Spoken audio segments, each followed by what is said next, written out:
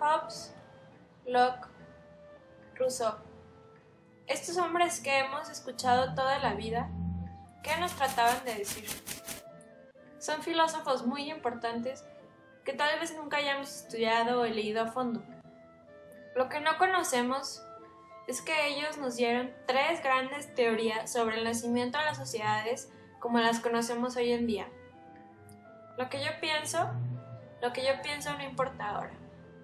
Importará tal vez al final de este video. El contractualismo. En verdad suena más complicado de lo que parece, pero no lo es. Lo trataré de explicar de la manera más sencilla que pueda.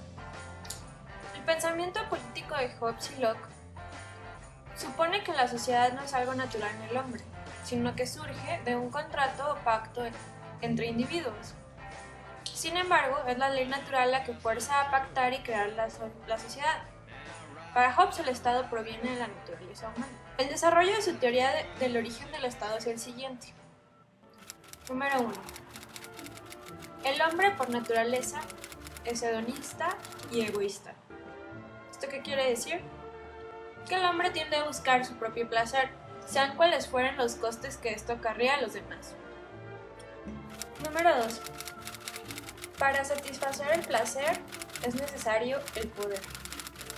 Para Hobbes, todos los hombres son iguales antes de firmar el pacto o contrato, y todos gozan del mismo poder.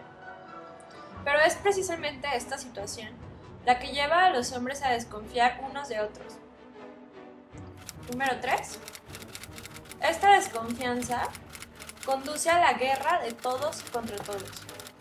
Los peligros que esta guerra significarían llevan a pactar y formar el Estado.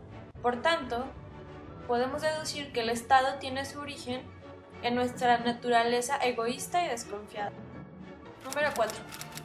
El contrato social de Hobbes es fruto de un pacto en el que los hombres renunciamos a la libertad ilimitada de la que gozaban en el estado de naturaleza. Esta renuncia, para que tenga sentido, debe ser controlada para que así el acuerdo sea irreversible. Número 5. El encargado de controlar y administrar esta renuncia es el Leviatán, el soberano, el Estado, que ostentará todo el poder al que han renunciado sus súbditos. Por tanto, el poder del Leviatán no tiene límites ni control alguno. Hobbes justifica de este modo el poder absoluto del monarca y la falta de libertad de los súbditos. John Locke es el padre del liberalismo, tanto económico como político. El liberalismo tiene como objetivo primordial la defensa de las libertades individuales frente al poder del Estado. ¿Esto qué quiere decir? Que el liberalismo propone el derecho fundamental de los individuos a la propiedad privada, y el Estado nunca debe intervenir ni en el mercado ni en la expropiación. Si unos pocos cuentan con bienestar individual, este terminará por extenderse y convertirse en bienestar colectivo. Según Locke, el Estado también surge por un pacto o contrato entre individuos, pero a diferencia de Hobbes, estos no renuncian a todo su poder, sino que el poder del Estado es siempre limitado. Algunos límites del Estado son, por ejemplo, los derechos individuales, especialmente el derecho a la propiedad, la igualdad ante la ley, en la que incluso el soberano también debe someterse a ella, la intransferibilidad de la soberanía, o sea que el pueblo debe otorgar el poder y por lo tanto este no se puede heredar. La división de poderes es una de las contribuciones más grandes de este gran pensador, pues especifica que el poder ejecutivo y el legislativo tienen que estar siempre en diferentes manos. Hasta ahora hemos visto solo a 2 filósofos ingleses, Thomas Hobbes y John Locke. Ahora vamos a reflexionar algunos puntos importantes sobre las teorías de Juan Jacobo Rousseau. Rousseau es un filósofo francés contemporáneo a la Revolución Francesa de 1789. Como pensador ilustrado, está convencido de 2 cosas: la importancia de la libertad, y por esto propone un sistema político que haga posible conciliar la voluntad general, que nos lleve a pactar, y las libertades individuales.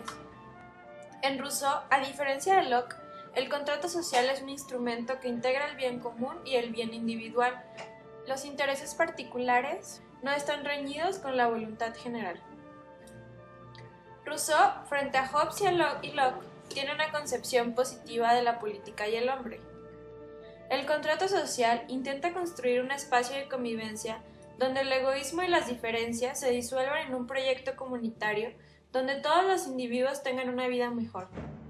Rousseau recupera de esta forma la tradición democrática con su carga utópica. Pasaremos a estudiar la aplicabilidad del contrato originario y sus críticas. Una de las críticas radica en que el contrato nada tiene que ver con la realidad y solo existe en la imaginación artificiosa de quienes procuran una sustentación racional del poder.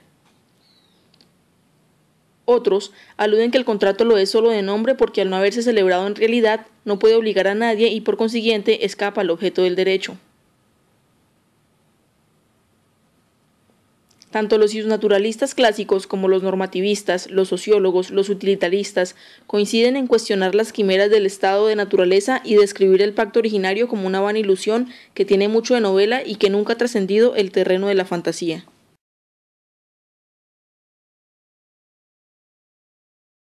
Hoy, las nuevas teorías contractualistas parten siempre de reconocer que el contrato originario es solo una hipótesis de referencia para indagar sobre las condiciones de la legitimidad y la justicia colectiva. Si bien los neocontractualistas suelen acudir a los clásicos como punto de partida, han transformado su discurso en torno a una reforma estructural de la sociedad para obtener una justicia real y un Estado que ampare al individuo.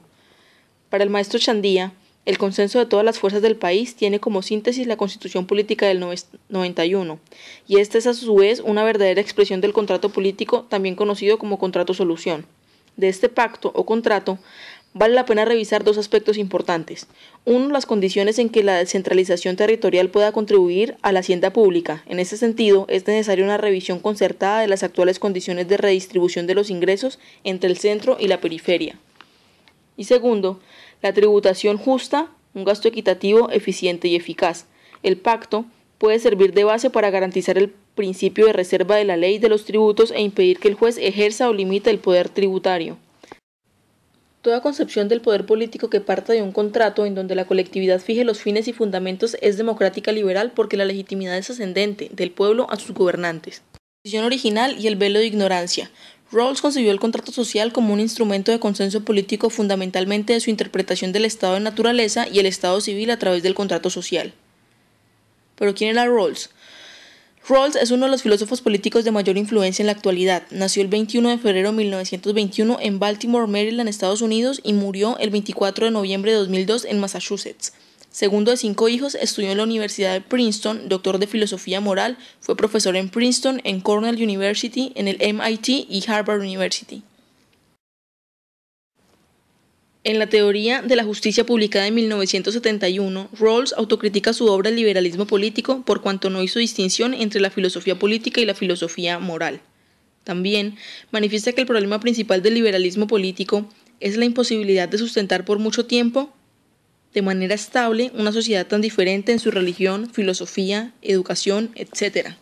Y la respuesta del notable filósofo político tiene siempre como recurso de referencia el consenso, cómo a través de él se puede construir una legitimidad del Estado y de la acción pública. A grandes rasgos, la teoría de Rawls acepta las desigualdades económicas y, en su opinión, la premisa fundamental de la justicia en el orden político radica en que todos tengan iguales oportunidades. Los dos principios de la justicia para Rawls son los siguientes. Primero, que toda persona tiene derecho a un régimen plenamente suficiente de libertades básicas iguales. Segundo, las desigualdades sociales y económicas han de satisfacer dos condiciones. Uno, que deben estar asociadas a cargos y posiciones abiertos a todos en las condiciones de una equitativa igualdad de oportunidades. Y dos, que deben procurar el máximo beneficio de los miembros menos aventajados de la sociedad. El Estado mínimo, los justos títulos y la desigualdad por Robert Nozick. Nozick nace el 16 de noviembre de 1938 y muere el 22 de enero del 2002. Fue filósofo, profesor en reconocidas universidades como Oxford, Harvard y Princeton. Entre sus obras más importantes se cuenta Anarquía, Estado y Utopía, publicada en 1974, que surge como respuesta a la teoría de la justicia de Rawls. Nozick sustenta las contradicciones desde tres aspectos.